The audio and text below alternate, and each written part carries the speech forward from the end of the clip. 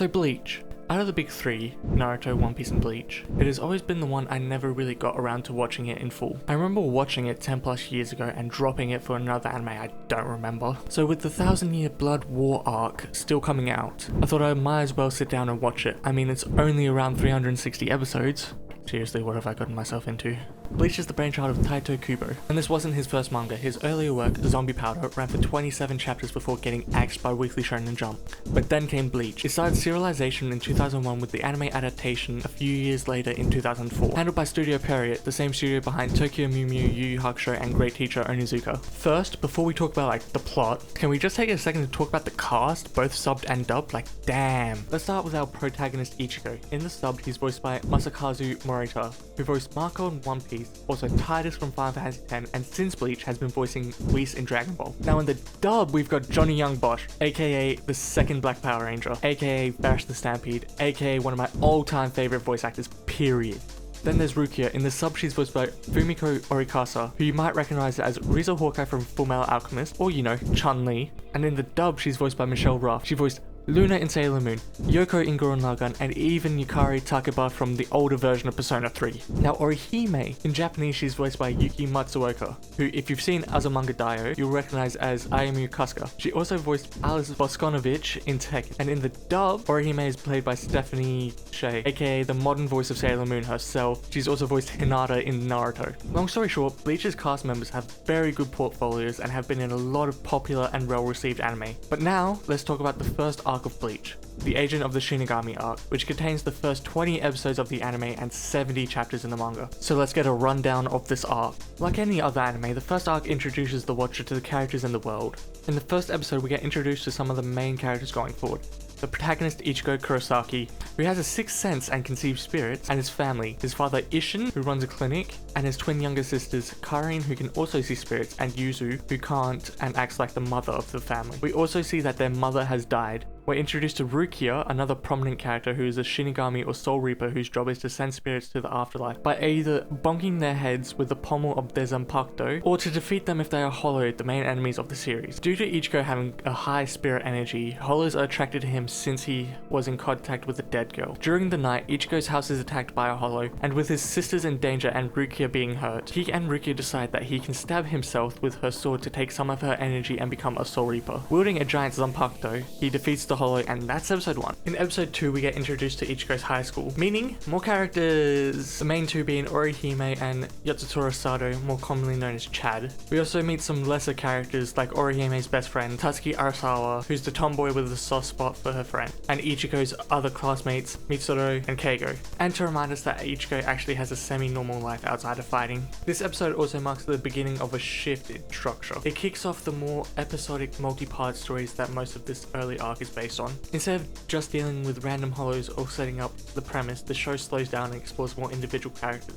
Episodes 2 and 3 dive into Orihime's backstory, specifically her older brother Sora, who died before the start of the series. It turns out Sora's spirit, like many others in the Bleach universe, never passed on properly. Instead, he gets forcefully turned into a hollow, a corrupted soul driven by negative emotions, and ends up attacking Orihime and Ichigo. The show hits you with some emotional weight as Orihime blames herself for forgetting her brother and moving on with her life. And now he's come back because of that grief and loneliness. Even after being hollified, Sora's connection to Orihime is strong enough that he can briefly regain control. He sees the damage he's done and chooses to destroy himself rather than hurt her any further. It's the first moment in the series that really shows how some of these hollows can be. They're not just enemies, they're lost souls. This little story gives us emotional depth for Orihime, shows us what's really at stake when someone doesn't cross over properly, and starts to paint the hollows as more than just villains. At the same time, it reinforces Ichigo's role not just as a fighter, but someone who's starting to understand the emotional and spiritual consequences of this whole substitute Soul Reaper gig. The next 2 episodes are about Chad and his protective nature through the way he finds a parakeet that contains the soul of a young boy and the hollow that put his soul in the bird. In these episodes, we get to find out how Chad and Ichigo met in the first place.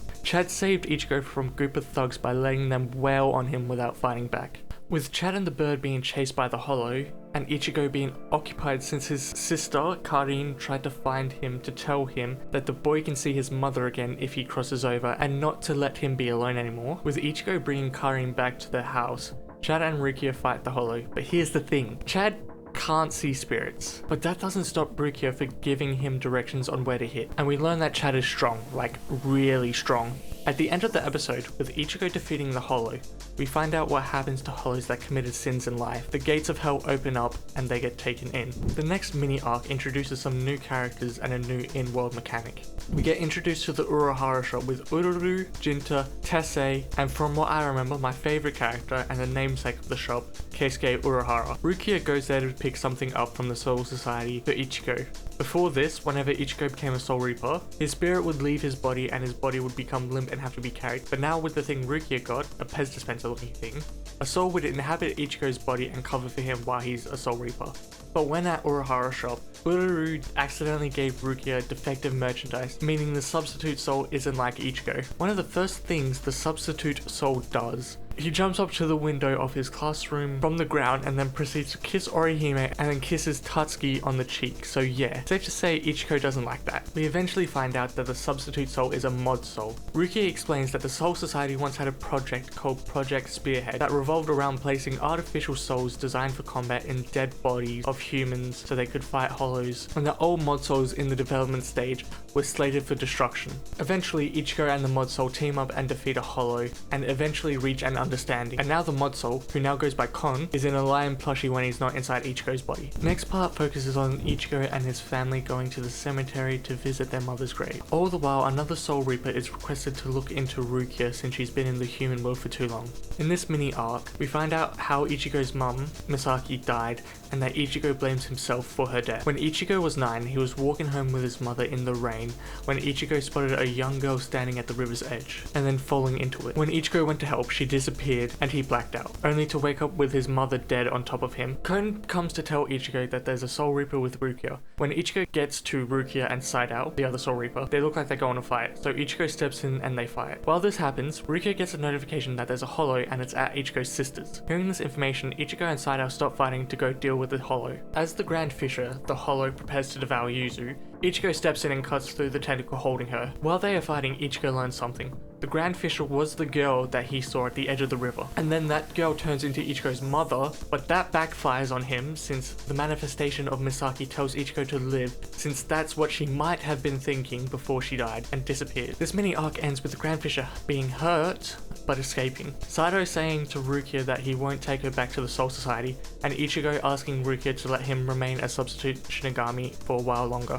Episode 10, halfway through. This is the episode where we get introduced to Don Kanoji, a TV personality who hosts the show Casual Soul Realm Assault Trip. He has been accidentally making hollows by pushing his stick into the holes of Jibakure, who are spirits who feel a strong attachment to a part of the human world that will eventually become hollows, but Don Kanoji has been accelerating this process. Ichigo comes in to stop this demi-hollow and Don finds out what he's been doing to these spirits.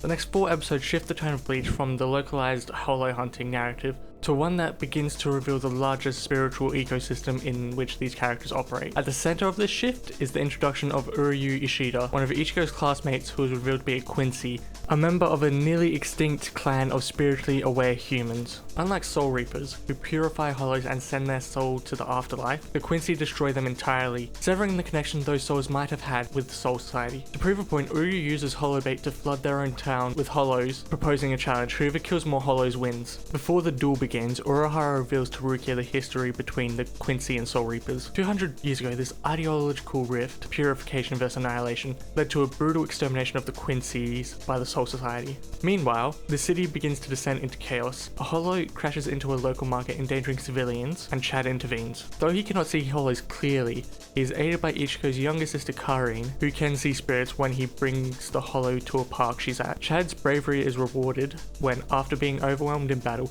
he awakens to his own spiritual power, an armored right arm. This transformation is rooted in a flashback to his grandfather, who instilled in him the principle that strength must only be used to protect others. The escalation continues as Orihime and Tatsuki become the next targets. A manipulative hollow capable of controlling human bodies attacks them. Tatsuki is forced to fight Orihime, and in the moment of greatest danger, Orihime awakens to her powers, the Shun Shun Rika, 6 protective and restorative fairy-like spirits born from her hairpins. These powers are symbolic, as they're tied to the last gift from her brother Sora, who himself became a hollow in episode 2. After these awakenings, Urahara gathers both Chad and Orihime and reveals the truth behind the growing threat. He connects their sudden power surges to the dense spiritual energy Ichigo emits. His mere presence catalyzes power in those close to him. Back with Ichigo, Rukia explains the cosmic balance Soul Reapers maintain.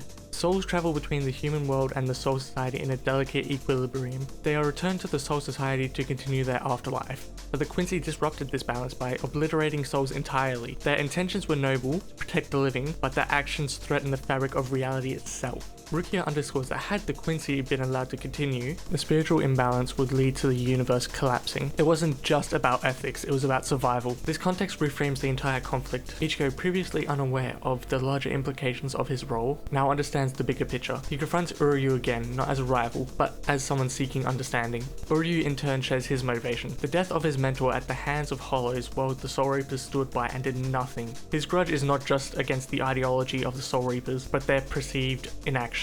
It's a nuanced grievance, and Ichigo, recognizing the pain behind it, extends solidarity. Their rivalry